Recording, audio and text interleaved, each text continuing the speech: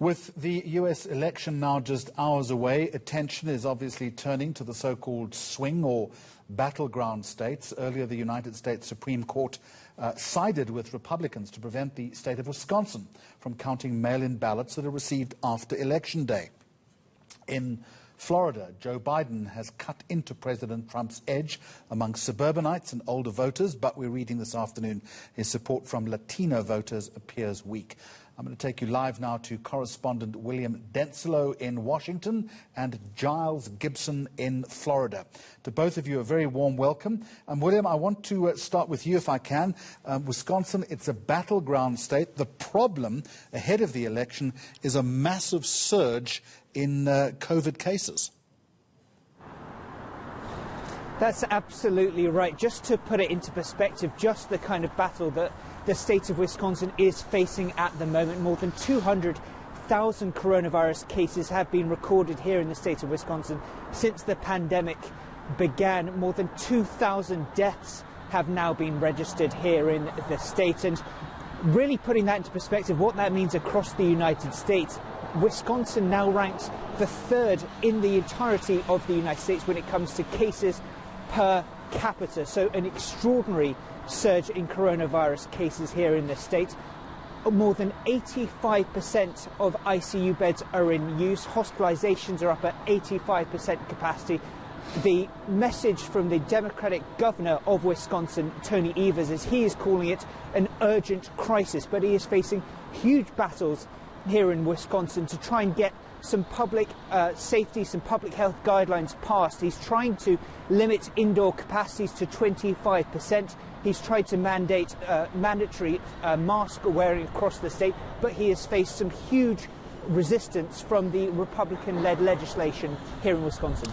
Let's go to Giles Gibson now. Giles, I hope that you're hearing me here in Johannesburg. I want you to put this into some sort of context. The state of Florida, it has a basket full of critical electoral votes. This is a state that neither candidate can afford to lose. That's absolutely right. It's got 29 electoral college votes, which is one of the most important and one of the biggest numbers in terms of the electoral college in the entire country. Only California and Texas actually have more electoral college votes. Both candidates have been making a big push here in Florida in the last few days of campaigning. We saw President Trump down here in Florida on Sunday. He held one of his big Make America Great Again rallies. He perhaps suggested that he was going to fire Anthony Fauci, the one of the top scientists here in the United States in the White House coronavirus task force. He also suggested that he was going to use Republican Party lawyers to challenge the result in different states across the country before we've even had Election Day. Joe Biden has taken a slightly different approach, as he has really throughout this campaign. He's held much smaller, much lower key rallies. He had a drive-in rally in Florida just in the last few days or so. So certainly the candidates have been making a big push here in Florida to try and get those 29 electoral college votes that I was talking about. William Denselow, back to you in Wisconsin. And if I remember correctly, this was a state that 4 years ago Hillary Clinton, by and large, ignored. Have Democratic voters, have the Democratic Party in the state forgiven the party for that, I wonder? Well, if 2018, the US midterm elections, are anything to go by, and by all means that is a very different kettle of fish here in the United States, then at least on that evidence from 2 years ago, then yes, to a certain extent, it seems that Democrats seem to enjoy far more success. What we saw is a huge more turnouts, especially when it came to the black population here in Wisconsin in 2018, compared to what we saw when we look at the numbers from 2012 with Barack Obama and 2016, where there was a huge drop-off when it came to the turnout amongst Wisconsin's black population. Now, 2018, we saw a resurgence for the Democrats. We saw successes when it comes to the governor's race as well as a Senate race here in Wisconsin. But of course, the presidential race is very different. Wisconsin historically has a strong record of voting Democrat, at least in recent years. From 1988 up until 2016, it held blue when it came to presidential races. 2016, however, President Trump won by less than 23,000 votes. He flipped of the 22 counties in Wisconsin he flipped, 18 were in rural communities. So we'll be looking at those counties very closely indeed to really get a sense of whether President Trump can hold on to it this year. Giles Gibson back in Florida. I'm also learning this evening that key to success in that state is the Puerto Rican vote.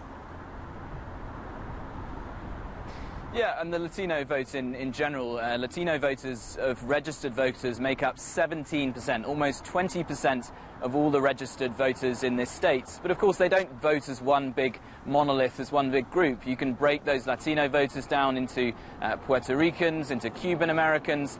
The Cuban Americans are a really interesting aspect because Donald Trump and the Trump campaign have made a real play to paint Joe Biden as a far-left candidate, as a socialist. And that, of course, is playing on Cuban Americans, many of whom their family or they themselves have actually left the communist regime behind in Cuba. And of course, Joe Biden does have a lot of baggage when it comes to Cuba because he was vice president when Barack Obama was president and re-established ties with the Cubans and then actually visited the island, the first US president to do so in decades, back in 2016. So Hispanic voters are going to be absolutely key. If Donald Trump or Joe Biden can capture as many of those voters as they possibly can, then that could be the key to getting across the line and getting those 29 electoral college votes. All right, we'll leave it there. Giles Gibson in Florida and William Denselow in the state of Wisconsin. Thank you very much indeed.